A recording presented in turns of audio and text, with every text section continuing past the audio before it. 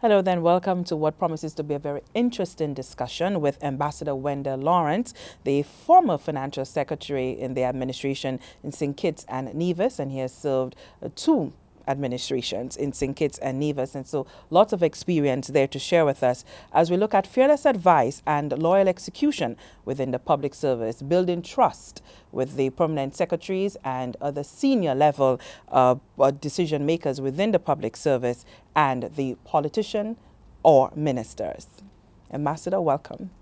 For us to be able to begin and to understand the role of permanent secretaries, can you give us an idea as to how the permanent secretary is supposed to function within a ministry? First of all, let me thank you and thank the Caribbean Leadership Project for inviting me to this very important endeavor. I think the exercise itself is a tremendous exercise in giving permanent secretaries the opportunity to share views, also in giving the Caribbean public an indication of some of the issues surrounding public sector management. In terms of the role of the permanent secretary, they are many faceted in the sense that there is a minister. He shares function with a minister who constitutionally is the head of the ministry and who constitutionally is responsible for providing what they call general direction and guidance to the ministry. The permanent secretary role from a purely constitutional point of view is to provide supervision of the ministry, but subject to that general control and that general direction of the minister. Now that is legalese in terms of what the permanent secretary does on a day-to-day basis. First would be policy advice. They have a very important role to play in advising ministers and providing general support to ministers and policy. The minister is the person responsible for policy, but the permanent secretary can examine the various ideas of the minister, evaluate them, provide additional information in relation to potential impact, develop additional choices, additional options in relation to the policy proposals, policy preferences of a minister, and put them on the table and decide which one is best for the particular country. And he could also act as a sort of feedback mechanism. And I think that is very important, but that has to be built. That could only happen in an atmosphere of trust, in an atmosphere of open communication between the minister and the permanent secretary. It seems a little difficult for one to be able to separate those roles that you spoke of, because the permanent secretary is almost like the person who is implementing. That's correct. Right. So how does the permanent secretary understand the power that lies within themselves and be true and respectful to the minister? In other words, policy advice is one of those elements. The other element would be policy execution. Whereas the minister takes the lead in policy, the permanent secretary takes the lead in execution. But although from a theoretical standpoint you can establish a line between execution and formulation of policy, it's a very blurred line, and the activities overlap to a considerable degree. For example, a minister who is formulating policy, and that is why the advice of the permanent secretary is critical. He has to be conscious of whether or not that particular policy can be implemented, and he has to be conscious of how will it be executed. Is it feasible? Very important of determining whether a policy is good or bad is whether you have the resources to do it, whether or not it is implementable, how can it be executed. A significant amount of good ideas, I call them ideas because they are not policies unless they are implementable, but a lot of ideas fall along the way simply because of the fact that they could not be, that the implementation mechanisms were not taken into place. On the other hand, the permanent secretary who is executing, he has a responsibility to give feedback along the way and to refine, make recommendation for refinement of policies if on the ground there are operational difficulties that prevents the policy from being implemented properly. So it is a process that involves a tremendous amount of interaction and collaboration between the policy maker and the policy executioner. So that is very critical. In terms of the other roles of the permanent secretary, they have an important role to play in public relations.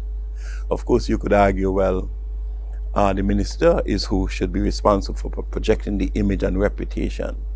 But there are certain things that the minister could do, and there are certain things that it is best that the permanent secretary does. For example, let's assume that there's a delay in the payment of salaries. You're supposed to pay at the end of the month, you're 2 days late.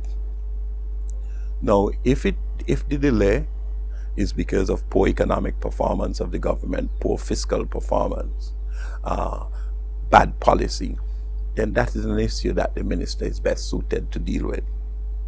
If, let us assume, for example, that the delay is because there's a computer hiccup in the treasury, the minister ought not to be dealing with that issue, but because just by his presence dealing with that issue would give the sense that there's some responsibility or he's trying to cover up something. That is an issue that should probably be dealt with the financial secretary or the accountant general, saying what exactly was the problem, what they are doing to fix it, how and when it will be fixed, so that in the public's mind you're distinguishing policy from execution. And that is why I say they do have a very important role to play in public relations. Again, it's important for there to be agreement and understanding between the minister and the permanent secretary as to who communicates what. And that communication between the upper managers within the public service and the ministers, how best can that be achieved so that the managers do not come across as being high-handed? Well, the first thing is, effective communication must be based on trust.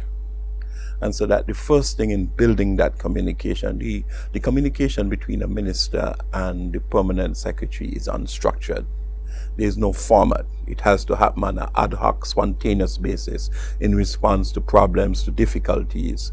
But it must be, the critical element is trust. The minister must feel satisfied that the advice you're giving, the information you're giving, you don't have any hidden agendas.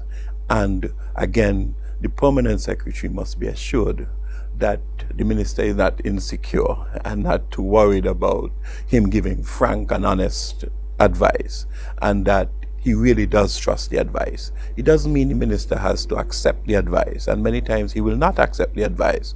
But what it means is that it means that there's a duty to at least respect the advice and respect the spirit in which the advice was given. So within our Caribbean context, governments come in and they inherit whatever the public service is, unless if it's a political appointment that can easily be changed. With the permanent secretaries and directors and so forth, how should one conduct themselves in order to have that minister come in and immediately feel like he or she's within a safe environment for that trust to be able to blossom? The public service regulations and the whole British system is premised on the neutrality of the public service. And if the public service is not neutral and perceived to be neutral, then the ability to build trust will be seriously compromised. So that is why, for example, you have general orders. And a thread running through general order is that a public servant must be objective, and he must be neutral in relation to political parties, and their activities are constrained to doing things that would not cause the public to lose confidence in them or feel that they have a political bias of any kind. And so to build that trust, we really have to go back to those basic rules that dictates how a permanent secretary and how a public servant ought to behave. Because if you're out campaigning for the government today, and tomorrow you're advising me as to how to implement my policies, it's simply not going to work. And so we're getting into the fearless advice here. Exactly. With dealing with the permanent secretaries and party manifestos. That's correct. So how does a permanent secretary go through this party manifesto and see what is feasible, what is not, what was something that is an actionable plan and what is not? And how do you convey that to a minister when it is not in keeping with what the party would have wanted to see come through? The first thing, the minister must A manifesto is a political document intended to get a party elected. For the manifesto programs to get into the government processes, there are a number of formal mechanisms that it has to go through. I think the first formal mechanism would be the throne speech. At the time that the Governor General gives the throne speech, there must be some evaluation at this time as to what is implementable and what is the appropriate order of implementation in terms of priorities. The second process would be the development plan, if you have a development plan, or the medium-term economic strategy paper, if you prepare medium-term economic strategy framework. And again, the programs coming out of that will have to be weighed against other programs.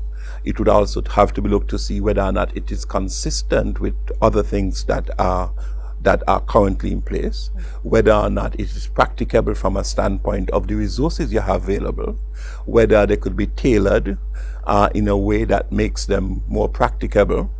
But at the end of that process, it has to find its way into that medium-term economic strategy framework. From there now it goes into a more short-term framework, which would be the budget itself. And the budget is where resources are actually allocated to the various programs.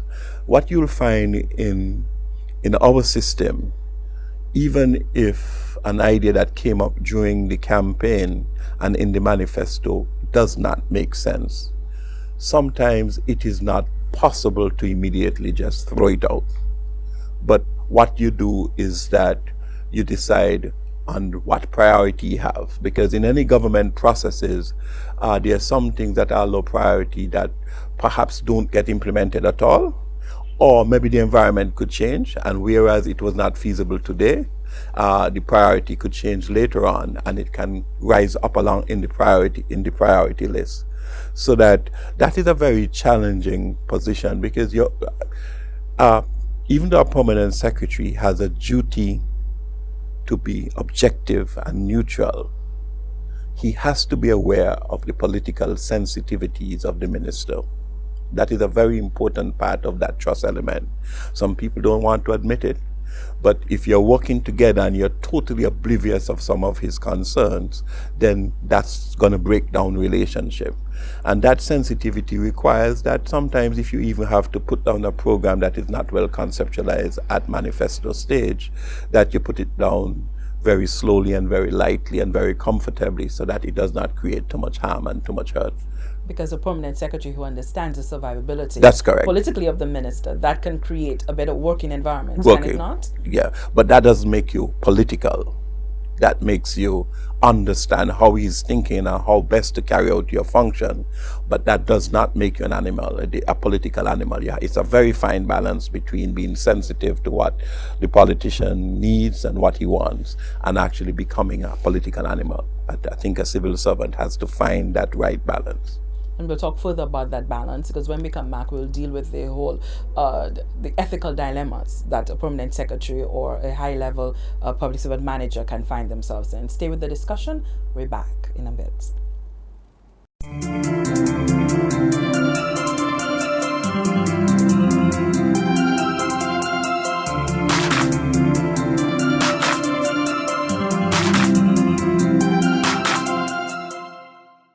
And welcome back to the discussion with Ambassador Wendell Lawrence, and we're discussing fearless advice and loyal execution against the backdrop of leadership in the Caribbean at the permanent secretary level. And of course, Ambassador, before we left, we were dealing with the politics and how the managers in the public service can best have a working relationship with the politicians. The politicians, as you were indicating earlier, are working really on a sort of crunch, because you have a 5-year term to deal with. The permanent secretary is there for the long haul. So how do we reconcile these two relationships? It's critical in reconciling those relationships to have an appropriate planning framework with different levels of time horizons. The longest planning framework would be the development plan. Then there's the medium term strategy framework, and then there's the budget. Some countries, because of so much changes in the environment, has not focused a lot on the long term. That is going beyond 5-10 years. They have focused more on the medium term strategy paper, which, by the way, almost coincide with a 5 to 7 year framework, which is the same framework as the politician. But it is very important, though, that you get an agreement as to what are these long-term objectives of the government.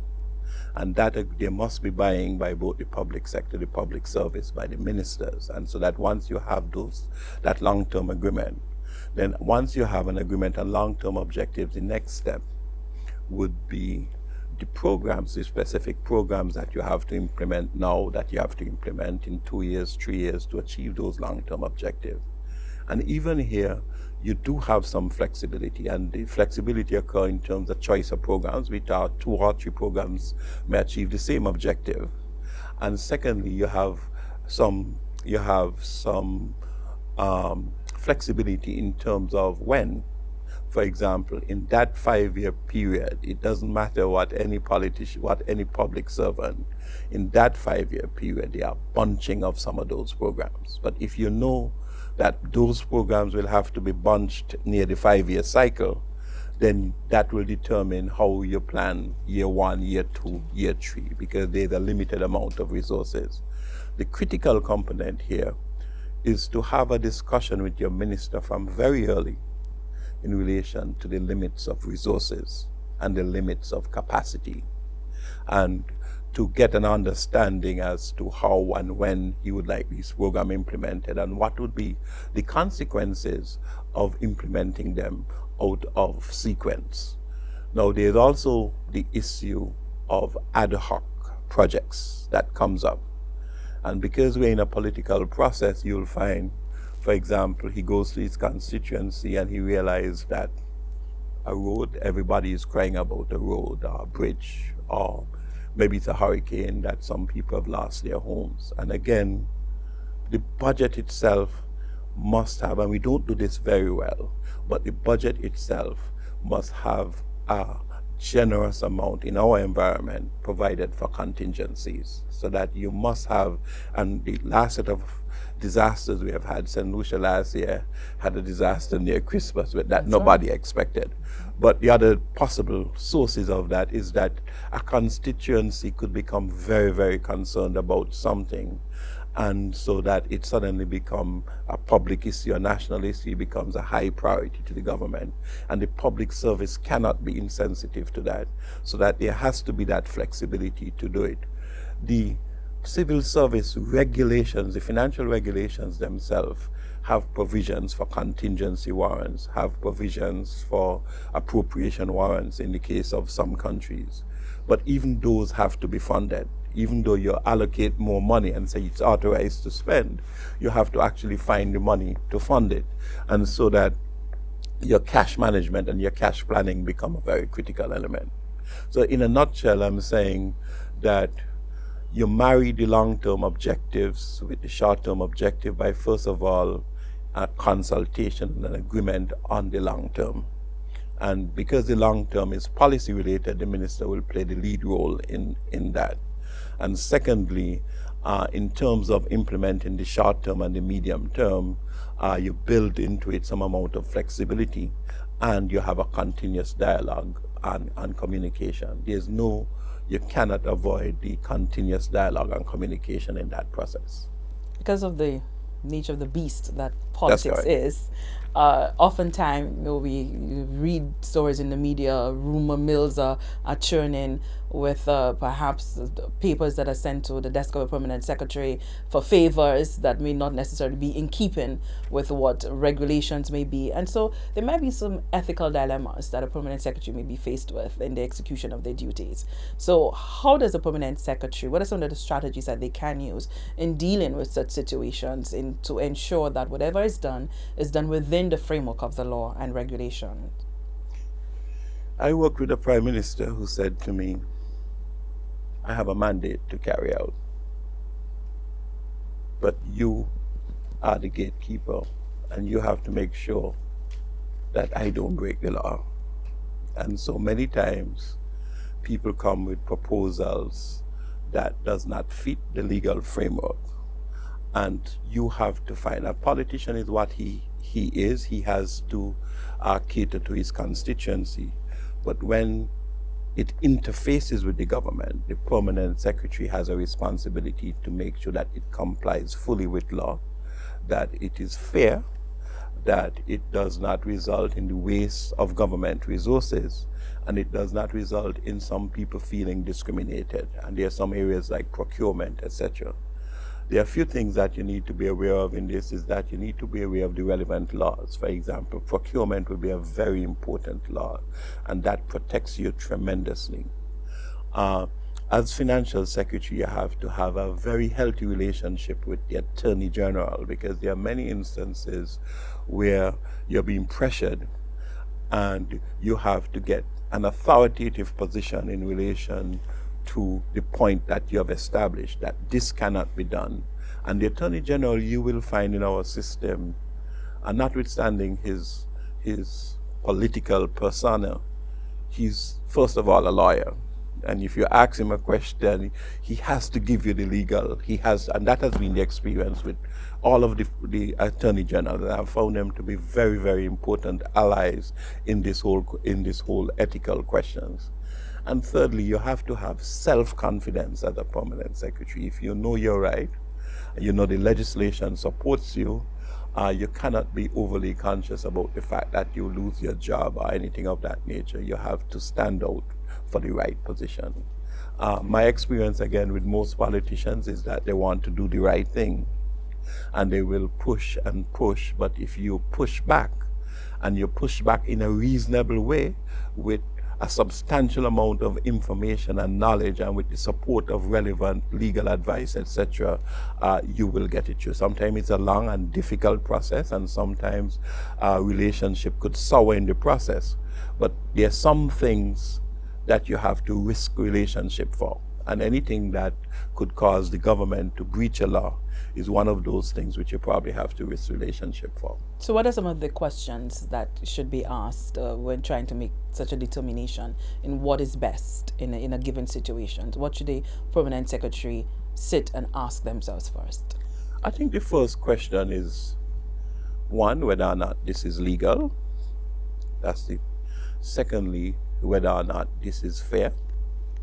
Thirdly, whether or not, especially in relation to expenditure, and this is a question that comes up, whether or not you're getting value for money in this particular circumstance, whether or not it is consistent with the very objectives that the government itself has enunciated. Because governments have a way, especially at election time, to enunciate very lofty objectives, and sometimes to bring them back into, you have to remind them of some of the objectives themselves that they themselves have established. So that these are some of the things you'll immediately pay attention to and bring to the fore. Again, relationship and trust.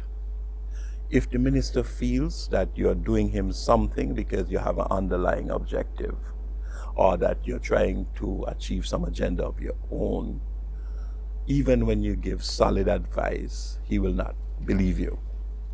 And so that if there's no trust, then working out problems and situations like that could become very difficult. And so how does the permanent secretary mobilize resources to really bring about that buy-in from the public, buy-in from the rest of the public service to make the objectives of the minister reality? That's a very important issue, especially from the point where I sat as financial secretary.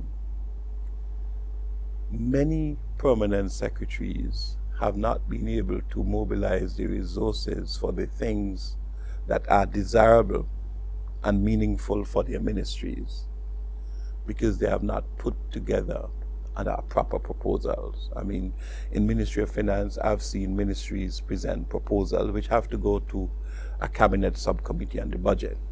And they have put forward proposal. When you look at it, you see it is totally consistent with the government objectives. It can achieve what the government wants to achieve, but it is not put together properly.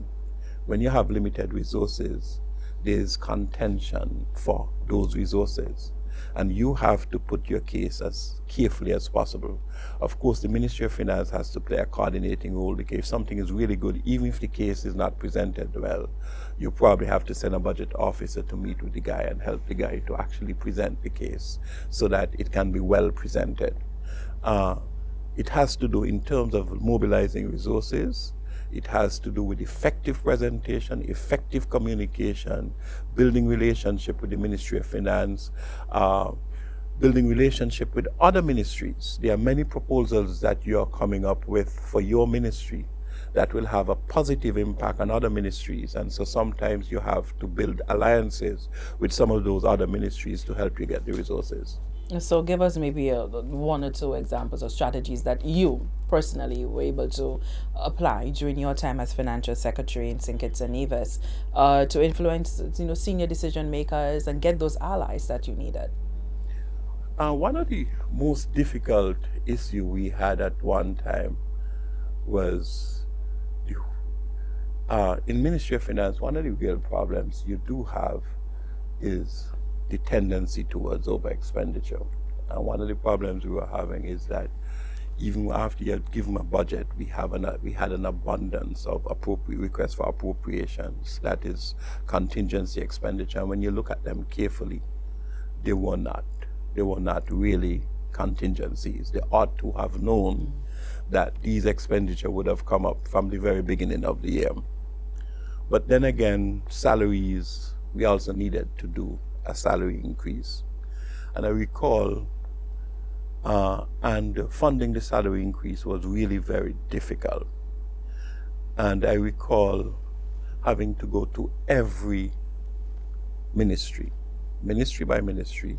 It would have been the permanent secretary, the budget officer, the assistant secretary, because that is where the expenditure occurs, not at the ministerial level. And many people blame ministers in our system, but a lot of expenditure occurs there. And the second thing is that they know what permanent secretaries do is that even though they recognize there are some waste in their ministries, they allow it to continue.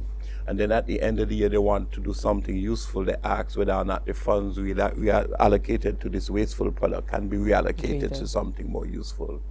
And so we had to go ministry by ministry and say to each minister, look, we are trying our best to get a salary increase for the public service. It can't be done. We do not know where to look in your ministry. You are the best person to find those resources. And if you can find those resources, and we gave them targets in terms of where they should reduce their expenditure to.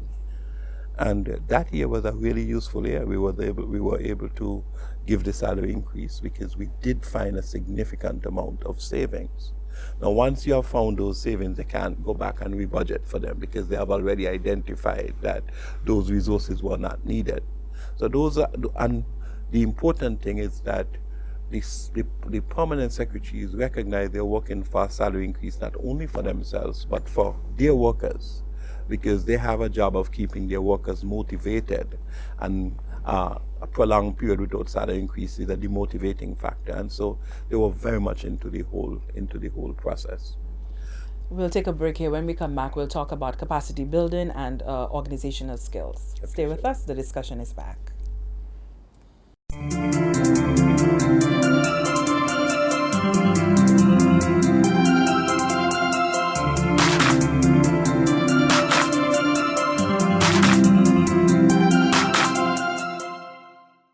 Thank you so much for staying with us, and we continue our discussion with Ambassador Wendell Lawrence on the idea of the Caribbean Leadership Project and how we can better our relationships within the public service, permanent secretaries, directors, attorneys general, and of course with the ministers and the politicians. So before we went to break, we were going to discuss capacity building within the public service and how a permanent secretary or that top level manager is supposed to be able to zero in on how you can build that capacity and how to get those organizational skills intact to tackle some of the policy implementations. Okay, first of all, it is becoming even more critical for the human resource function of the government, of any government, to be fully developed. One of the critical elements of governance is having the human resources required to do the things that you need to do. And we are operating in an environment where there's significant amount of changes, and the resources that you require changes from time to time. And so the human resource department plays a critical role in establishing a manpower plan. They have to work in close collaboration with all of the permanent secretaries to determine what are their needs, what are the resources. They have to work in close collaboration with the planning ministry and the finance ministry to see what are the projects and programs that the government are going to fund or are interested in implementing. And they have to determine, can the civil service with its existing resources, human resources, carry out that plan? And that requires some amount of analysis, some amount of discussion. And once you identify the deficiencies, then you go about filling those deficiencies. One way would be training, that is both short-term and long-term. The ideal short-term is a lot cheaper, it is quicker, and it can be zeroed in specifically on the problem that you're trying to deal with. Long-term takes a longer time. Sometimes you cannot acquire it at all, and so that it requires that you recruit. Sometimes it means that you have to get technical assistance from some regional or international body.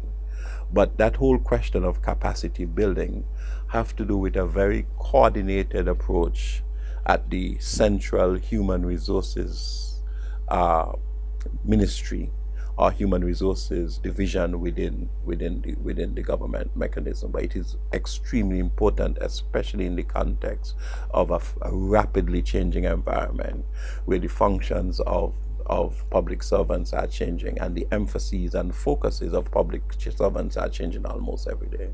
What I used to do when I was in the Ministry of Finance is completely different, and the skill set that they require is completely different now. And so you don't just jump there, you have to actually plan to get there and plan to have the resources to get there. The curious thing would be quite apart from that whole clinical aspect of the administering the ministry, the human element to it, the permanent secretary, rather than seeming this sort of figure that is up there in some office that is really playing the chess for everyone else to follow. How does the permanent secretary become very personable to some of the managers, line staff, and so forth, in order to make the work environment a whole lot easier?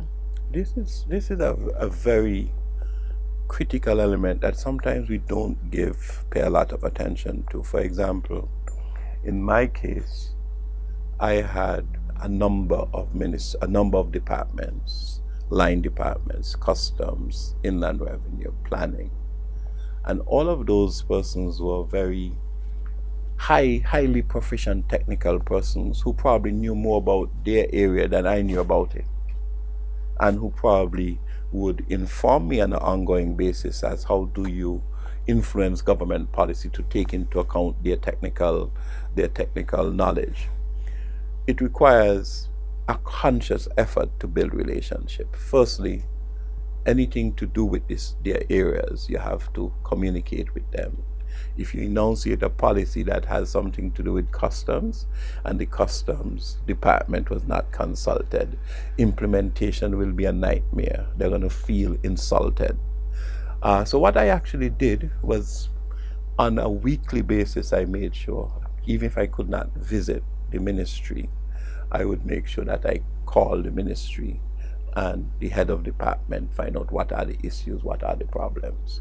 Secondly, I also encourage them to invite me to some of their staff meetings, and some of their management meetings, just to sit with them and hear what their ideas are, give my own view, the perspective of the ministry.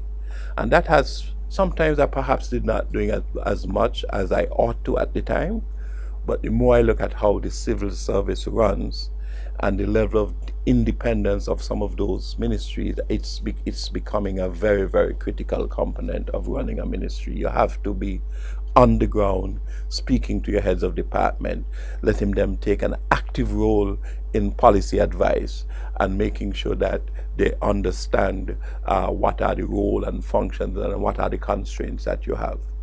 So again, the collaboration is not just a collaboration between minister and permanent secretary. It is also a collaboration between permanent secretary and other permanent secretaries, and a collaboration between permanent secretary and line ministries, because the fine point of implementation occurs not even in the ministry, but in the departments and the projects.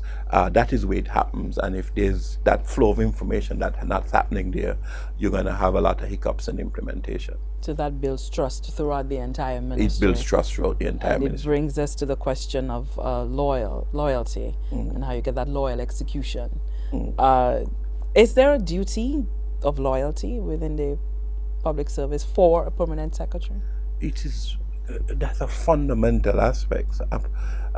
We, by definition, we are loyal subjects of Her Majesty. But it goes more than that. You have loyalty to the state. And so we are not in colonial times, so I would not say Her Majesty. We have a loyalty to the state. That's your primary loyalty. And to the Constitution, because the Constitution itself is almost sacred in our context. You have a loyalty to the public at large, because in a democracy, certain commitments, certain undertakings, there are certain expectations of the public, and that you have to take them into account. You have a loyalty to your minister, and that loyalty to your minister has to be one that is, he must have the confidence, for example, that he's kept informed as to what is happening in the ministry, that he's giving honest opinion, honest advice, that he's kept within the framework of the law. He wants to achieve something. You don't sit by and knowing that he's going to be in breach of the law, run into problems, and then you just sit and say, I told you so. You have to actively try to provide him guidance to go in the right directions. And these are some of the instances where you have to be involved in public relations. For example, a minister is battling with an issue, the public don't believe him. Sometimes if you're a permanent secretary and you have a significant amount of credibility, you can bring a technical complement to the issue and give the public some amount of confidence. And neutralize the situation. And depoliticize it by making it a more technical issue. And so that these are the instances where you can in fact exercise a high degree of loyalty in relation to your minister and in relation to the state, in relation to the people as a whole. So is there a limit to loyalty then? There's a tremendous amount of limit to loyalty. Loyalty, especially to a minister, does not mean a yes man. By being a yes man, you're actually disloyal because you're misguiding him. Loyalty does not mean becoming a political animal. It means, in other words, it doesn't mean that you do everything necessary to please the minister. You have to understand your duty as defined by the Constitution, the duty as defined by your various laws, and they themselves will set limits in relation to what you can do for your minister.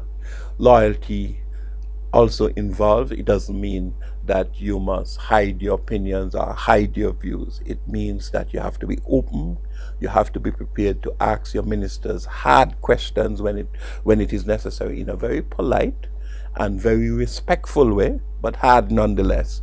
And when you do those functions properly, I think you're actually giving loyal service not only to the minister, but to the country as a whole.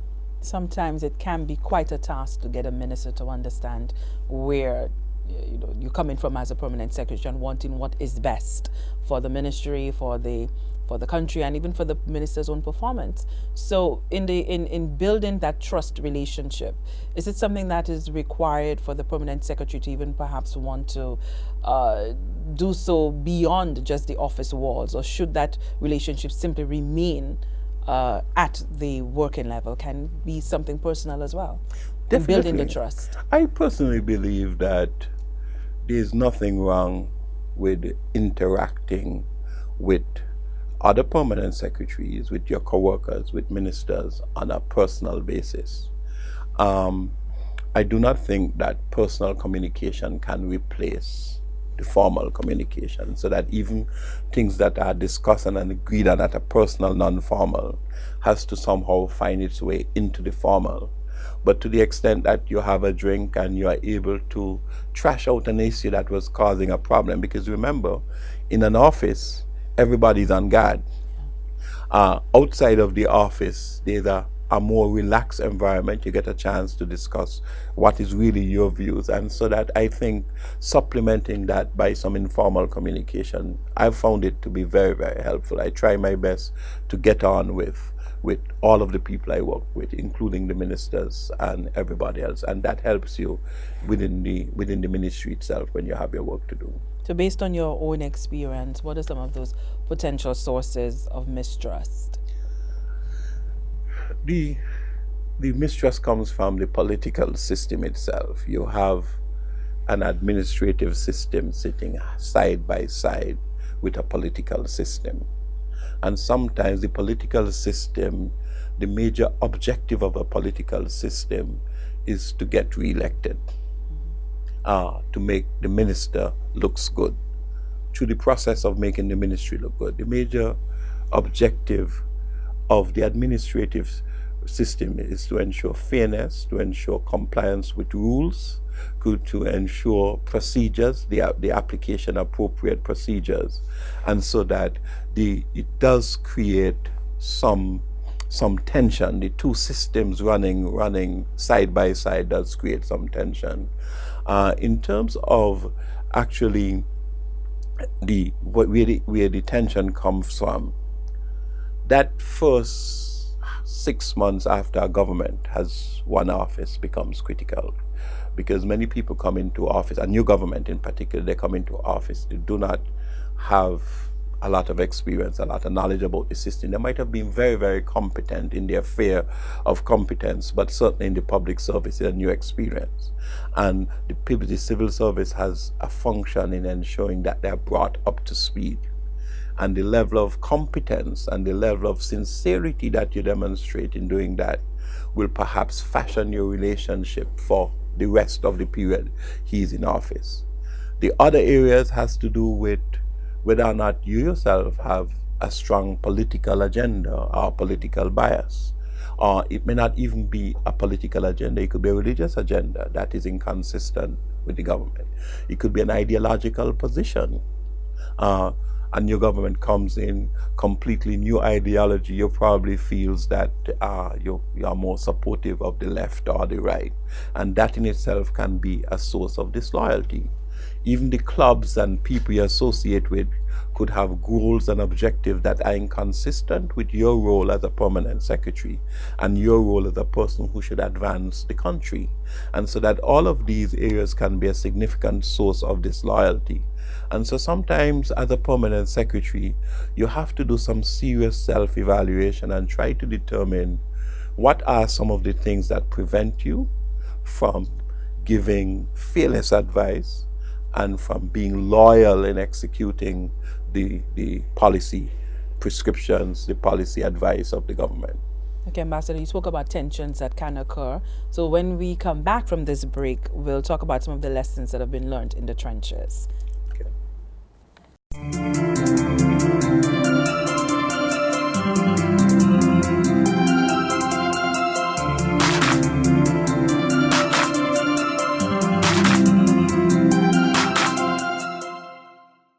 And thank you so much for staying with the discussion with Ambassador Wendell Lawrence as we come to the conclusion of fearless advice and loyal execution when it comes to the public service. Before we left, we were discussing mistrust and areas of tension that may occur within the relationship between the permanent secretary and the minister. When you have a relationship that has been damaged or fragmented, how does the permanent secretary move to repair that relationship? Firstly, there has to be openness and discussion. There sometimes the relationship is irreparable. And so my own view is that when that relationship becomes irreparable, the country suffers if you try to nurse it along. And so that there has to be some way of either the permanent secretary being in another ministry or actually leaving the system. Some people don't like that because the concept that a permanent secretary means permanent. But if there's no trust between the permanent secretary and the minister, it's not going to work. And the country as a whole, the programs of the government, going to suffer very, very significantly. So how do you avoid the political fallout? How do you avoid the political fallout? Again, it has to do with the same question of collaboration and discussion. You have a husband. Every day things happen that could potentially destroy the whole marriage. But then you recognize that the marriage is bigger than either of you. And in the same way, that is the relationship between a permanent secretary and a minister. They have a duty to a country, they have a duty to the people, they have a duty to the Constitution. And so that there will be issues that will come up that could potentially be completely disruptive. But both of them have to have a will to overcome those issues and go forward. Of course, in a situation like that, you do have two critical persons that has to play an intermediary role. Sometimes it reached a really bad position. You do have a head of the public service who can help to play an intermediary role. And also from the ministerial standpoint, you do have a prime minister who can also play an intermediary role. So that before you reach the point where you actually have to separate, you have to go through that process of intermediation. And two people who come forward can do it properly would be the head of the civil service, the prime minister, or perhaps somebody completely independent, somebody who was a past minister, past public servant or something. We don't do that well. We usually don't invite people in to help us solve our problems and resolve our quarrels, but quite often that can play a very, very critical role. So let's draw in on your experience. Now, we won't say how many years. We won't give away years here in how long you spent as a public servant. We'll just simply say as a career public servant. Some of the lessons that have been learned by you in the trenches would be what? When it comes to a public officer, what should be the number one lesson before assuming that role as a permanent secretary or a financial secretary? I think the most important role is that the most important lesson is that you first of all have to feel a sense of duty to the people. And once you feel that sense of duty to the people, you will be willing to make compromises. You'll be willing even to sacrifice your egos. That's a word I did not use. But that perhaps is one of the biggest problems in relation to trust, where you have to continuously feed your ego and you cannot step down from a position because it will hurt your ego. So once you are really committed to that role, to that of serving the people and acting in the best interest of the people, even sometimes at the expense of yourself, I think there's no problem that is intractable. And the ideal will be best served if both yourself and the minister have the same goal. And that is a goal that in a democracy that everybody who serves the public is supposed to have. What is the most challenging aspect of the job as a top-level manager in the public service? It is what we've been speaking about. It is that relationship, that relationship between a minister and permanent secretary, that interaction between the political system and the administrative system. It is not something you can take for granted. It's something you have to work on a day-to-day basis, plan, strategize, and when you make mistakes along the way, apologize, and do things to make sure that it does not become dysfunctional. And I think that would be by far the biggest challenge that any permanent secretary would have. So how did you go about mastering that ability? I don't know if it's I don't know if it's a question if that anybody ever masters it, because mastering it means that you can close your eye and it just happens. It is a process of monitoring. It is a process of self-evaluation. It is a process of trying to understand the person whom you're working with. And it's a process that also means that that you have sufficient confidence in yourself, that sometimes you can take a low position even when you don't deserve to step down, that you can step down without feeling that your esteem or ego is being hurt. And I believe that is something I've been able to do over the years. And I think if we can find a way to ensure that people do not get overly sensitive in some of these issues, and for the good of the country and for the good of the people you serve, sometimes to take a back position, I think that in itself will facilitate the relationship. A lot of this issue has to do about power. And if you're ever perceived or otherwise perceived to be challenging your minister for power, you're going to have a power fight. And a power fight can end with you as permanent secretary losing. Almost always. And so that is something you need to be conscious of. It is not a job about power. It is a job that has to do with service. So within your experience acting on or in a situation, doing what you know was right, what was best, how were you able to reconcile that with perhaps those around you not understanding that decision? The thing I have never really I've worked with two ministers from different parties, and I've never really had a real intractable problem, a problem in relation to relationship, because I've always take a lot of time to try and understand. I've not had situations where a minister is forcing you to try to do something that goes against your conscience. Yes, sometimes out of lack of knowledge of the system, they said they want this done. And so what it requires is some element of education, and careful research in terms of the consequences, things of that nature. My experience working with prime ministers is that they do not want to go across the law.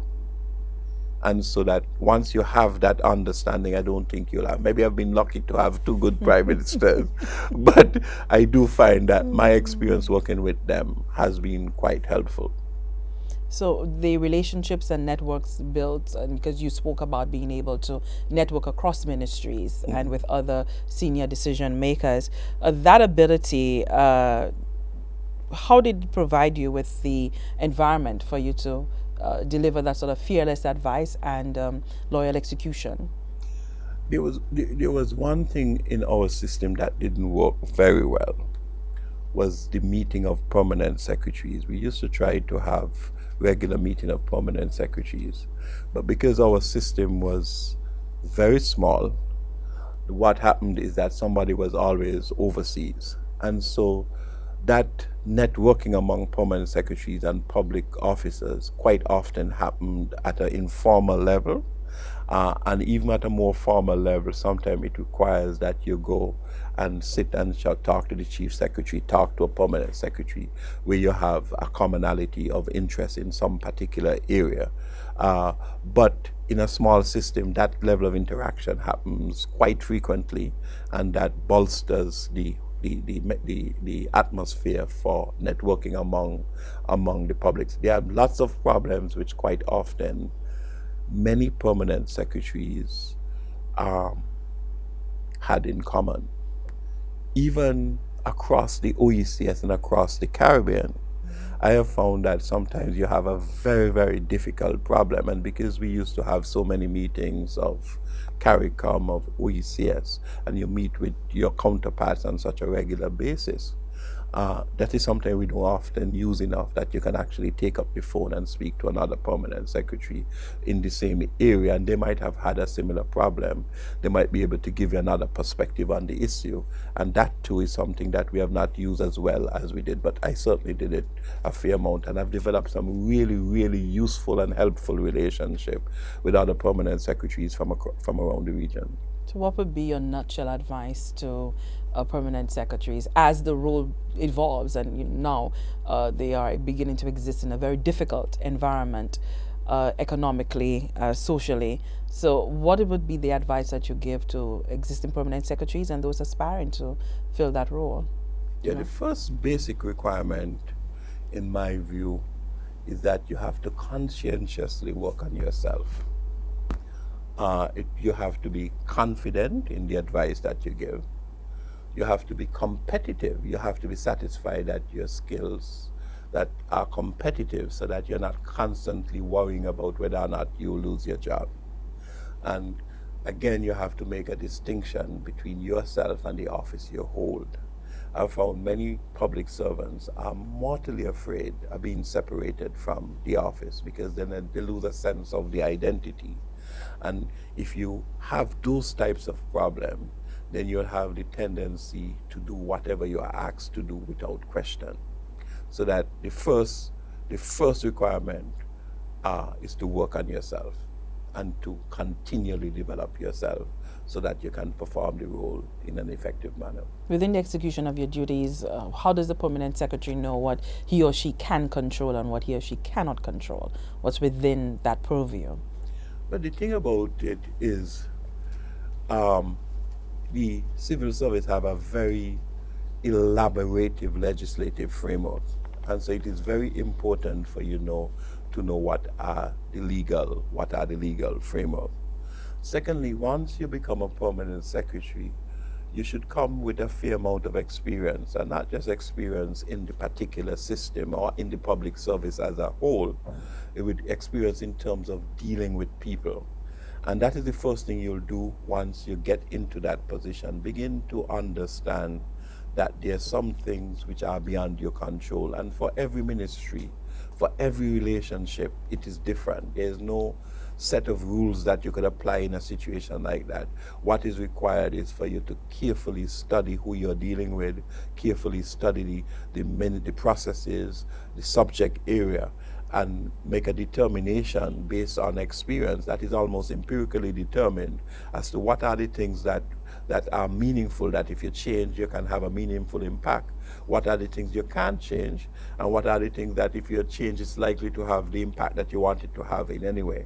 But that happens over time as you develop in the position. So finally, Ambassador, does a permanent secretary get to pass the buck at all? Take a hands-off approach? That's a very good question. And that has to do with loyalty. Sometimes you're in a position to pass the buck, but sometimes to protect your minister, you don't. So you really don't pass the buck upwards. Sometimes you don't pass the buck upwards. Sometimes you have to take the responsibility and do the function and take the blame also. I want to thank you very much, Ambassador Wendell Lawrence. A very sound advice there for permanent secretaries and for those aspiring to fill that role. Fearless advice, loyal execution, all within the context of the Caribbean Leadership Project, as that project seeks to build a cadre of permanent secretaries and senior decision makers within the public services across the Caribbean. Thank you very much.